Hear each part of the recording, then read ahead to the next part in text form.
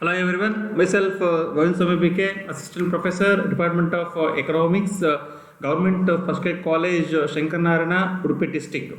Today I am going to explain the chapter number 4 of first BBA, Principles of Business Economics of first semester. So chapter number 4 is Theory of Production. So in this chapter, we have discussed introduction, meaning and peculiarities of land, definition and peculiarities of land. So these are the learning objectives of this chapter. So already I will discuss the learning objectives of this chapter to understand the important role of production in the economy, to understand the various types of factors of production in the production of goods and services, to analyze the returns of factors of production, and to understand, determine the prices of factors of production. So these are the session outcomes. So what we will learn after hearing this session. After hearing this session, students will be able to explain the importance and meaning of factors of production. A student will be able to define the various factors of production, and a student will be explain the meaning and the characteristics of land. So in previous class, we have discussed the introduction of the production, meaning of production and the production function, a meaning of different factors of production and attributes of production. So today we discuss the meaning and peculiarities or characteristics of land. So first of all, what is land? See, in general, we said that land is the surface of the soil. ಸಾಮಾನ್ಯವಾಗಿ ಈ ಭೂಮಿಯ ಮೇಲ್ಮೈಯ ಗುಣವನ್ನು ನಾವು ಭೂಮಿ ಅಂತೇಳಿ ಕರಿತೀವಿ. ಆದರೆ ಅರ್ಥಶಾಸ್ತ್ರದ ಪ್ರಕಾರವಾಗಿ in wider sense land, it does not mean only the surface of the soil, but also it includes the natural resources which are the free gifts of nature. So what are the free gifts of nature? So there are the numbers of things are a free gift of nature to the society. So rivers, forests, mountains and oceans, a heat of sun, light, climate, weather, rainfall and minerals. So these are all the free gift of nature. Therefore, a soil in the wider sense of land means all the free gift of nature. It is called as land. Therefore, land not only the surface of the soil, but it includes all the free gift of nature. So what is the definition of land? So Alfred Marshall defines land is mean materials and forces which nature gives freely for man's aid in land, water, air, light and heat.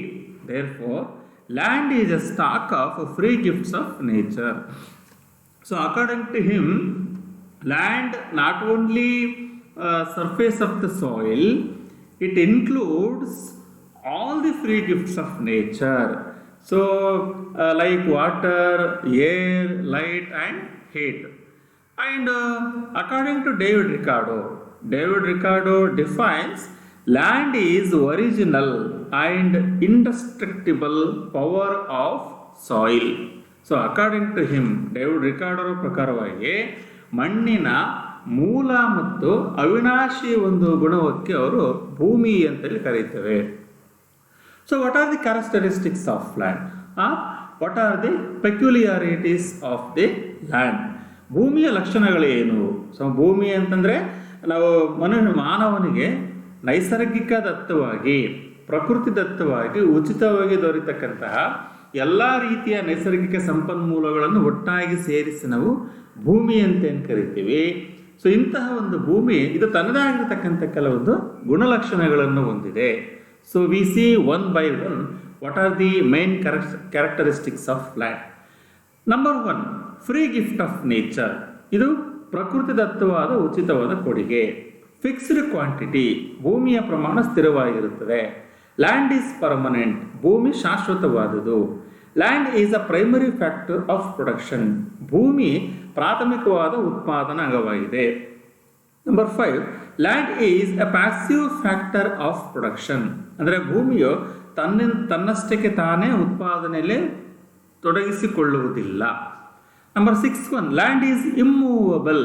ಭೂಮಿಯು ಚಲನಾರಹಿತವಾದುದು. Number 7, land has some original indestructible powers. ಭೂಮಿಯು ತನ್ನದೇ ಆಗಿರ್ತಕ್ಕಂಥ ಕೆಲವು ಅವಿನಾಶಿ ಗುಣಗಳನ್ನು ಹೊಂದಿದೆ. Number 8, land differs in fertility. ಭೂಮಿ ಫಲವತ್ತತೆಯಲ್ಲಿ ಭಿನ್ನತೆಯಿಂದ ಕೂಡಿದೆ. Number 9, supply of land is in elastic. ಅಂದರೆ ಭೂಮಿಯ ಪೂರೈಕೆ ಅಂತಕ್ಕಂಥದ್ದು ಅಸ್ಥಿತಿಸ್ಥಾಪಕತೆಯಿಂದ ಕೂಡಿದೆ. ಸೊ ಇನ್ ಎಲಾಸ್ಟಿಕ್, ಸ್ಥಿತಿಸ್ಥಾಪಕತ್ವ ಮತ್ತು ಅಸ್ಥಿತಿಸ್ಥಾಪಕತ್ವ ಅಂತೇಳಿ ಕರೀತೀವಿ. Number 10, land has many uses. ಭೂಮಿಯು ವಿವಿಧ ಬಳಕೆಗಳಿಂದ ಕೂಡಿದೆ. So these are all the main characteristics of land. So we will discuss one by one. Number 1, land is a free gift of nature. So we already discussed in the meaning and definition of land. Land is free gift of nature. ಭೂಮಿ ಅಂತಕ್ಕಂಥದ್ದು ಇದು ಮಾನವ ನಿರ್ಮಿತವಾಗಿರ್ತಕ್ಕಂಥ ಉತ್ಪಾದನಾಂಗವಲ್ಲ. ಇದು ಪ್ರಕೃತಿದತ್ತವಾಗಿ ಮನುಷ್ಯನಿಗೆ ಉಚಿತವಾಗಿ ದೊರೆತಿರುವಂತಹ ಒಂದು ಉತ್ಪಾದನಾಂಗವಾಗಿದೆ. Therefore, man has to make efforts in order to acquire other factors of production. But to acquire land, no human efforts are needed. Land is not the outcome of human labor. Rather, it existed even long before the evolution of man. It means, ಭೂಮಿ ಅಂತಕ್ಕಂಥದ್ದು ಮಾನವ ನಿರ್ಮಿತವಾದುದಲ್ಲ ಮತ್ತು ಭೂಮಿಯನ್ನು ಪಡೆಯಲಿಕ್ಕೆ ಯಾವುದೇ ರೀತಿಯಾಗಿರ್ತಕ್ಕಂಥ ಮಾನವ ಶ್ರಮದ ಅವಶ್ಯಕತೆಯೂ ಸಹ ಇಲ್ಲ.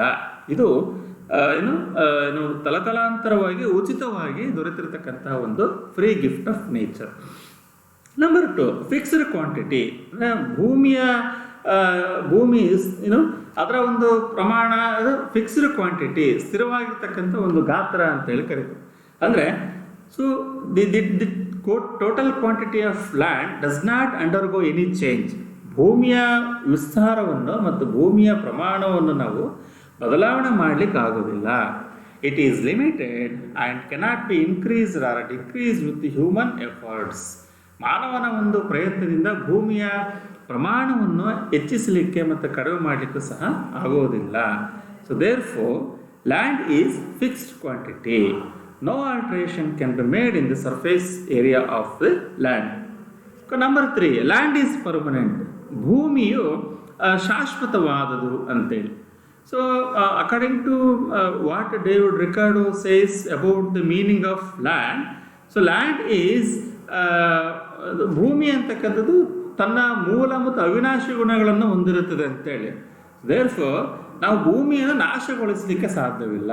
Land is permanent. The total quantity of land does not undergo any change and it is limited and cannot be increased or decrease with the human efforts. So therefore no alteration can be made in the surface area of land. ಭೂಮಿಯನ್ನು ನಾವು ನಾಶಗೊಳಿಸಲಿಕ್ಕೆ ಆಗೋದಿಲ್ಲ. ಇದು ಶಾಶ್ವತವಾಗಿರ್ತಕ್ಕಂಥದ್ದು ಅಂತೆ. Number 4, land is a primary factors of production. ಭೂಮಿ ಪ್ರಾಥಮಿಕವಾದ ಉತ್ಪಾದನಾಂಗವಾಗಿದೆ. In economics there are 4 important factors of production: land, labor, capital and organization.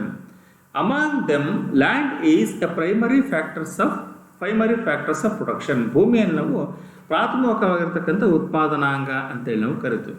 So we take any kind of production process, we have to start with the land. For example, in industries, it helps to provide raw materials, and in agriculture, crops are produced on land.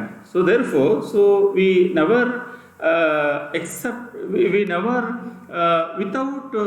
without using of the land, so we can't produce any things. Therefore, land is a primary factor of production. Number 5, land is a passive factor of production. So ಭೂಮಿಯನ್ನು ಹೊರತುಪಡಿಸಿ ಇತರೆ ಉತ್ಪಾದನೆಗಳಾಗಿರ್ತಕ್ಕಂತಹ ಶ್ರಮ, ಬಂಡವಾಳ ಮತ್ತು ಸಂಘಟನೆ ಅಂತಕ್ಕಂಥದ್ದು active factors of production. ಅಂದರೆ ಆದರೆ ಇಲ್ಲಿ ಭೂಮಿ ಅಂತಕ್ಕಂಥದ್ದು ಒಂದು passive factor of production. So it means it cannot produce anything by it self. ಭೂಮಿ ತನ್ನಷ್ಟಕ್ಕೆ ತಾನು ಯಾವುದನ್ನು ಉತ್ಪಾದನೆಗೆ ಒಳಪಡಿಸಲಿಕ್ಕೆ ಸಾಧ್ಯವಿಲ್ಲ. Therefore, it is a factor, it is a passive factor of production. So wheat cannot grow on a piece of land automatically. To grow wheat, man has to cultivate land. Labor is an active factor, but land is a passive factor of production. ನಾವು ಮಾನವ ಶ್ರಮದ ಸಹಾಯವಿಲ್ಲದೆ ಯಾವುದೇ ರೀತಿಯಾಗಿರ್ತಕ್ಕಂಥ ಕೃಷಿ ವಸ್ತುಗಳನ್ನು ಉತ್ಪಾದಿಸಲಿಕ್ಕೆ ಸಾಧ್ಯವಿಲ್ಲ. So therefore land is a passive factor of production. So when we use the land, so we need the labor.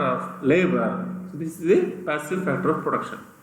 Number 6 one, land is immovable. ಭೂಮಿ ಅಂತಕ್ಕಂಥದ್ದು ಚಲನಾರಹಿತವಾದದ್ದು. So it cannot be transported from one place to another.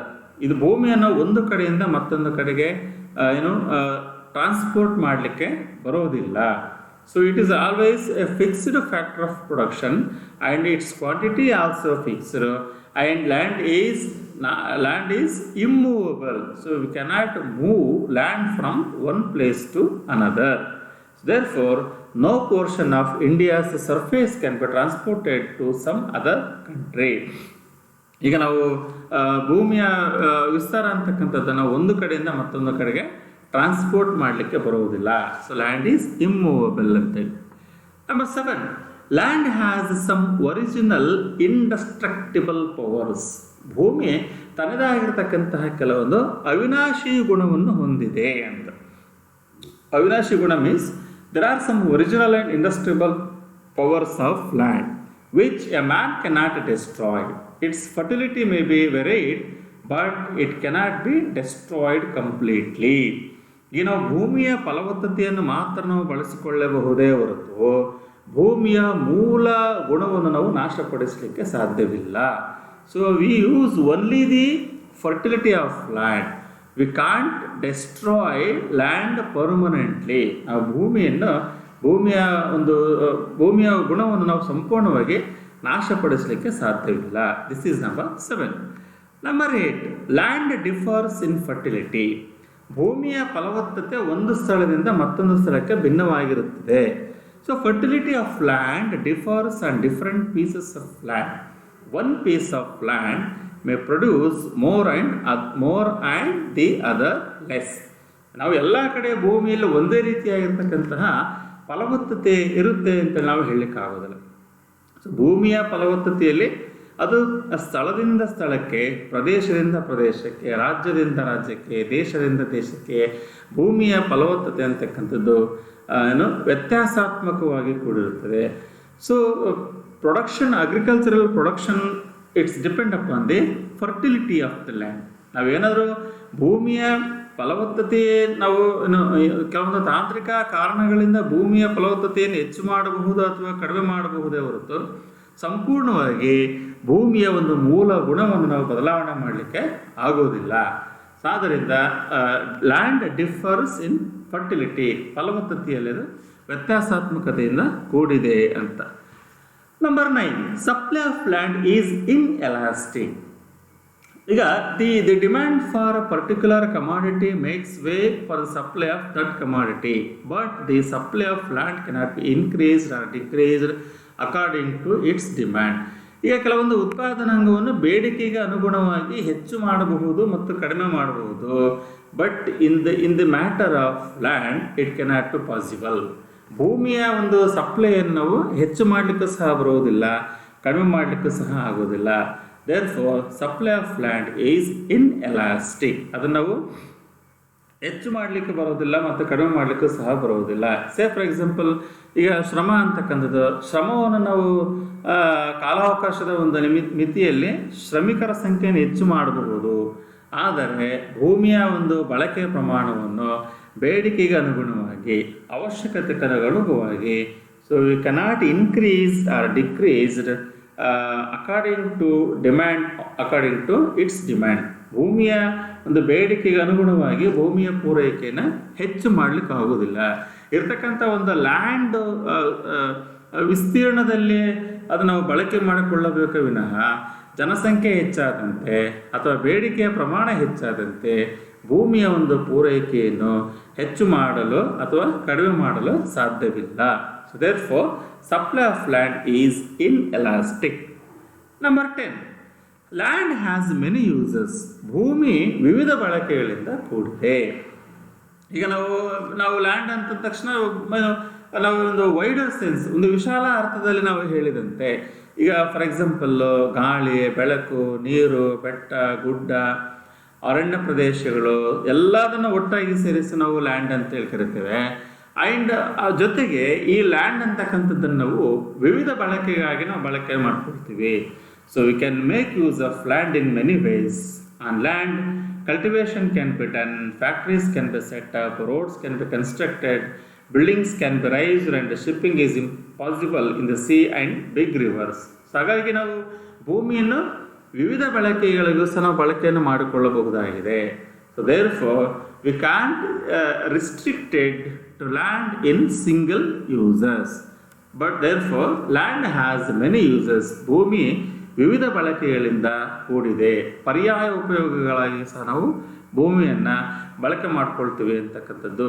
So therefore, so these are all the characteristics are peculiarities of land along with the meaning and definition of land.